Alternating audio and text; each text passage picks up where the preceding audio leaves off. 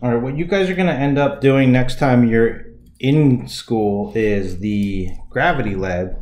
And what we want to end up doing there is attempt to measure the acceleration due to gravity of a particular object. So we can pretty much drop any object of a decent weight and watch it accelerate down. It really shouldn't matter all that much what kind of object we use. And we're going to use the spark timers in order to try to get that measurement. So when you come into school, you're going to be using the device, and this is actually going to be your first time because you watched me use it the last time. But the setting we're going to want to be on is the 60 Hertz setting, not the 10 Hertz setting. So when I set it to 60 Hertz, essentially, it's not going to be blinking like that. It's going to be blinking like that 60 times per second. It actually just looks like it's on because your eyes can't resolve that, neither can my camera.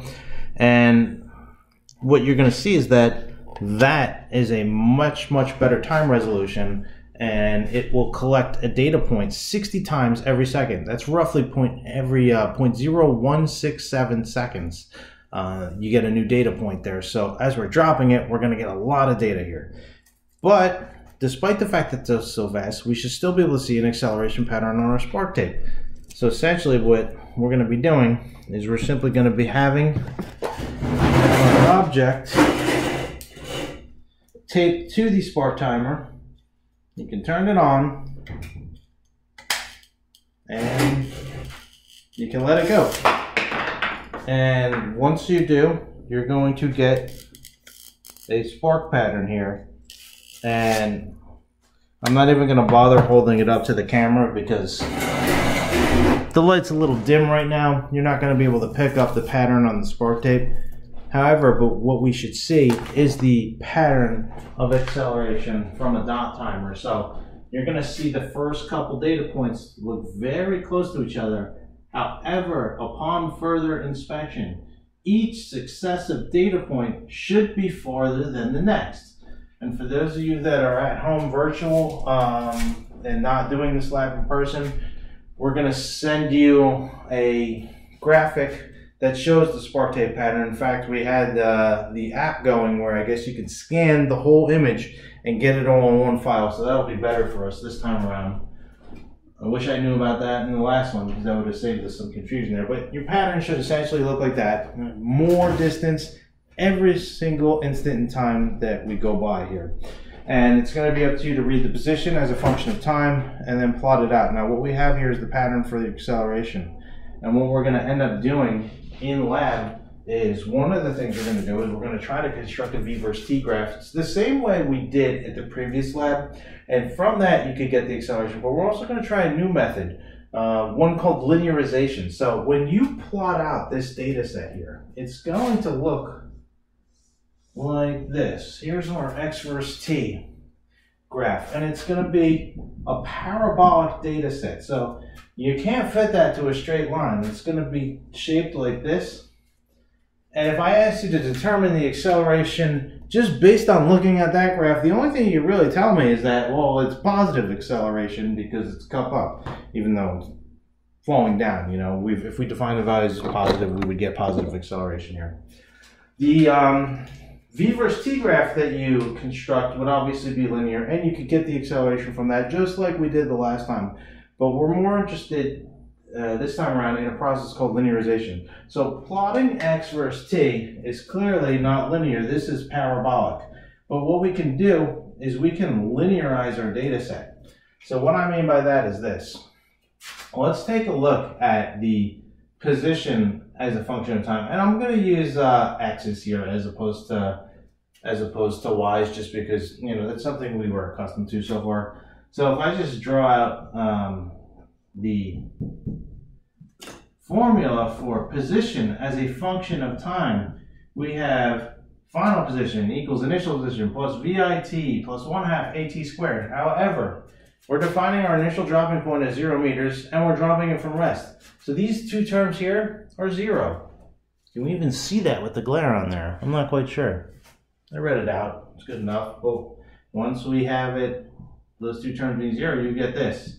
Final position is simply equal to 1/2 AT squared. So what we're going to see is that just looking at that formula there, X is clearly not proportional to T, and that's why we get a nonlinear data set there. We want to linearize this though, and there's something we can do here.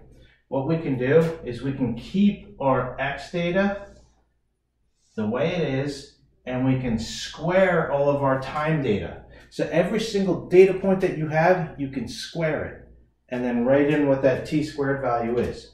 So you're going to modify the original data simply by squaring each of the time points, and then when you plot x versus t squared, what's going to end up happening is that your data is going to suddenly start to look like this.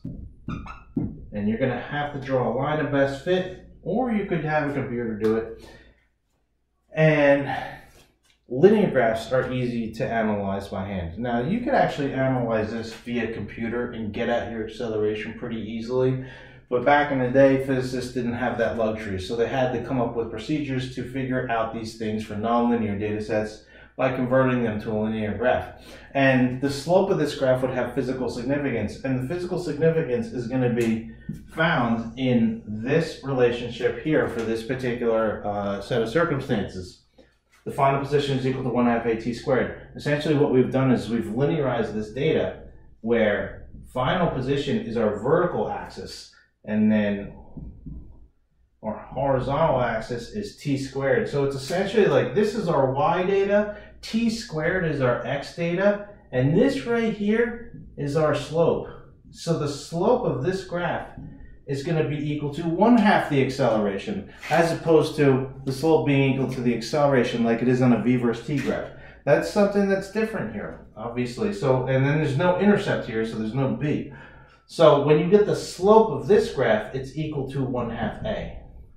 And that's what you're going to see in lab. And once you have the slope of your graph, you can calculate a from the slope of your graph, and you can get the acceleration. And if your acceleration is anywhere near the accepted value for the acceleration due to gravity on Earth, this is a good result. And by anywhere near, I'm going to guess anywhere within 10 to 15% of the true value, although we have had people locked in dead on. It actually does depend upon what object you use. The heavier the better, because there's some friction involved in that experimental apparatus that we would like to avoid if possible. So if you use heavier objects, you're going to get better data here. So for those of you at home, what I did is I'm going to post a PDF of an AP type question involving this process here, and we want to have you work on that, and we'll have you submit a few answers via Google form.